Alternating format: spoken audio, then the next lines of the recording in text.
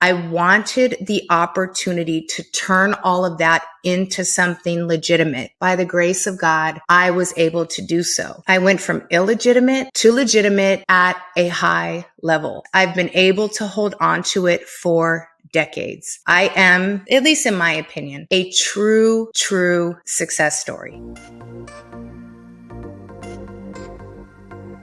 Today, we're going to talk about treating your hustle like a business. And you probably think that the examples I'm going to use are potentially a t-shirt business or a product business that you created that you're doing on the side. And nope, that is not the case. Today's episode, we are going to get spicy. The hustles that I want to dive into are a bit of in the underworld, right? Your drug dealing, sex industry hustles, things that we don't like to talk about, heavy cash flow businesses. And you're wondering, Amber, why? Why are we talking about this? Two reasons. This is a subject that is near and dear to my heart. I have been working with at-risk youth since I was an at-risk youth. So there's a long and deep why behind this. But secondly, it is my belief that every individual deserves the opportunity to live a life that is safe, secure, sustainable, and purposeful. And because that is my belief, I will come to wherever you're at to make that happen. No judgment. So if we have to dissect your current situation and things that are questionable, things that you wouldn't want mentioned, that you're not incredibly proud of, but that's your operation and it just is, that's okay, because we are going to take the emotion out of it. We are going to put the numbers and logic to it. We are going to use it as a teaching moment. We are going to start to look at the number and the metrics as tools. We are going to start to look at your skill set as you're operating in this world, in these projects, if you will, in these different projects, the margins, the risk, all of that. So let me take you on a journey of some examples of conversations that I've had with individuals that are operating in these, unmentionable areas. Let's talk about weed selling, for example. So when you think about weed selling, obviously, you know that you have to create relationships, you have to do marketing, you have to figure out price points, and you have to acquire a desirable product. But once you get to that point, then you have to look at the cost of distribution. So because it is a heavy cash-based business, many individuals that sell weed, they only look at the money coming in. They don't really look at the operating costs. So they're oftentimes completely blown away when I make them a profit and loss sheet and a balance sheet for their business. So instead of using the word like, oh, well, I'm going to re-up on this, or I got this many pounds, or what have you, we refer to that as cost of goods sold because we want to measure it, noting that there may be losses, there may be freebies. And by losses, I mean, obviously in that world, you take losses all the time. You get robbed, jacked, get arrested. There are plenty of losses. So how are you accounting for that inventory? Who knew that you would be thinking about your goods as inventory, right? And measuring losses. But this is a skill set that can be applied to legitimate business. So while you're operating illegitimately, if you will, why not get a handle on inventory control and true cost of goods sold? And start using that language and using that verbiage. It's going to do wonders for your mindset because you are growing, right? You're learning how to run a business. And it doesn't matter at this point whether it's legitimate or illegitimate, but these are hard business skills that you're acquiring. So then we get into the distribution, the expenses. You have a car that you're having to use to transport this, right? Oftentimes you have a trap house or a storage. So what is that overhead? What does that rent look like? Do you have team members? Do you have workers? How are you managing the quality control of that operation? Food, gas. While you're out in the streets, all of those are expenses that you're incurring that you wouldn't normally incur if you were sitting at home or working a traditional job. So we have to take note of that. I remember back in the day, back in the 90s when I was young and I was actually living in the streets. I studied individuals in the streets because they were a business model. And I was blown away at the fact after watching a young lady who one would refer to her as a smoker. I was blown away that over the course of a year, I legitimately counted that she had over $250,000 run through her hands top line. Now, for those of you who are your average W-2 employee or even your first or second year entrepreneur, imagine having access to $250,000 unrestricted dollars running through your hands. What could you have done with it? Right? Did you have a plan? I mean, we're all sitting back saying, well, if I only had more money, if I only had an investor, if I only had capital. But individuals who live in this world do have all of that. They're just not viewing the opportunity through that lens. So it's important to introduce these business concepts to them so they can start looking at it through a different lens. And it also introduces the conversation of risk management. What is the real cost to operating illegitimately, right?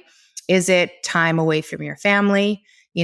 Bail, lawyer, all that, very expensive. And then we won't even talk about the potential, true loss of life. And I make columns in the spreadsheet to put values to that. So the more that I work with individuals, as you start off with the numbers just to bring awareness to profitability. Because again, even business owners, legitimate business owners, you start to lie to yourself because all you see are the sales coming in. And it's hard to keep your eye on all the balls in the beginning, right? So you're focused on marketing and sales, money coming in, but you don't always have a handle on money going out. So when you sit down and really start to track each of these things, and the individuals that I work with, again, operating in these, different areas, we check in daily, weekly to see if they hit their numbers. Because oftentimes these individuals are working 365 days a year versus a traditional, 40 hours a week, 5 days a week, 8 hours a day. So we do a cost analysis of time as well.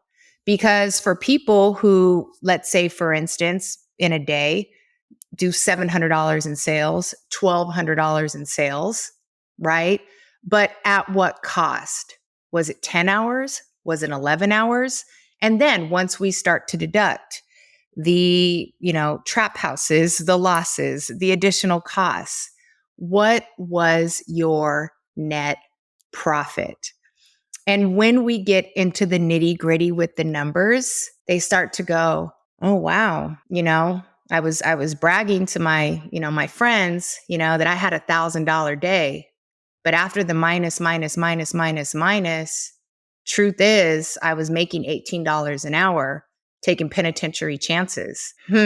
So once I have an individual who has been willing to sit down and run the numbers and they have their own aha moment based on their numbers, based on their circumstance, and it's nothing that I'm putting in their head, I just led them to water and they saw the truth themselves. But once they have that aha moment where they're like, damn, that's crazy. Yeah, you're right. Maybe I didn't get to spend as much time with my kids. My baby mama's tripping. I have this guilt. I missed a family thing or whatever because I was chasing that money. And so, yeah, when you do calculate the time and the ripping and running and the this and that, I really am only making $18 an hour.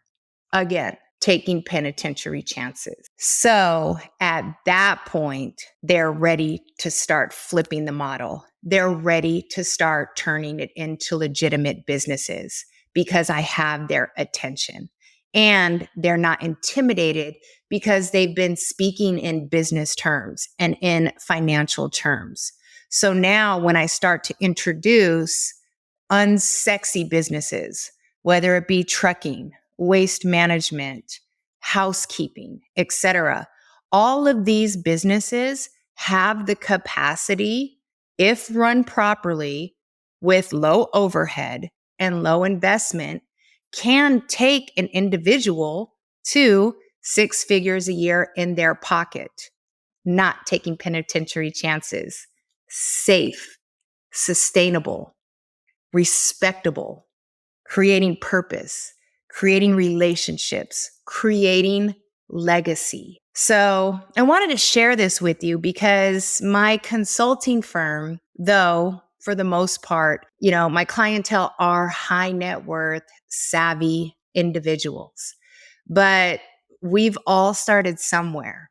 And I haven't forgotten where I came from. It hasn't been that long. And I've stayed very grounded. I remember those days. I remember wanting to turn my brilliance, my expertise, my ability to solve problems at a high level, my integrity. I wanted the opportunity to turn all of that into something legitimate. And by the grace of God, I was able to do so. I went from illegitimate to legitimate at a high level for decades. I've been able to hold on to it for decades.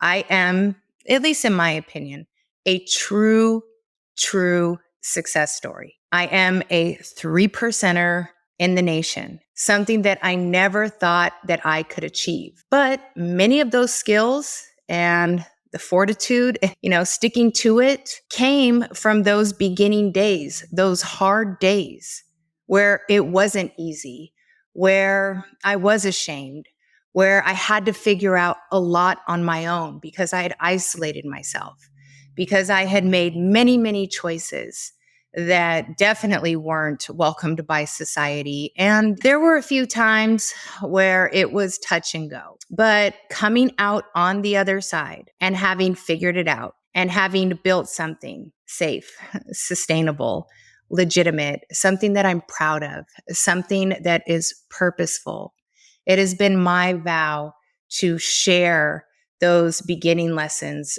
those behind the scenes stories with each and every person who is looking for a solution. So this episode today is your message. It is a viable solution, and it is my promise to continue to create and share this type of content to meet you where you're at, to plant the seed, because none of us are going to be where we're at forever. Timing is definitely everything, but taking the baby steps and building brick by brick by brick, building the confidence within yourself and giving yourself permission to walk into a life that you can build, a life that you can sustain, a life that you can be proud of, and a life that you deserve. I am 100% here for that and in support of it. So make sure that you give me feedback. Please give me a review. Let me know anything you want to learn because I am transparent as fuck. And I will whip out a custom spreadsheet to illustrate your personal situation, to give you a blueprint, to take it to the next level so you can then teach somebody else and continue this deliberate mission to show up and be the person that you needed.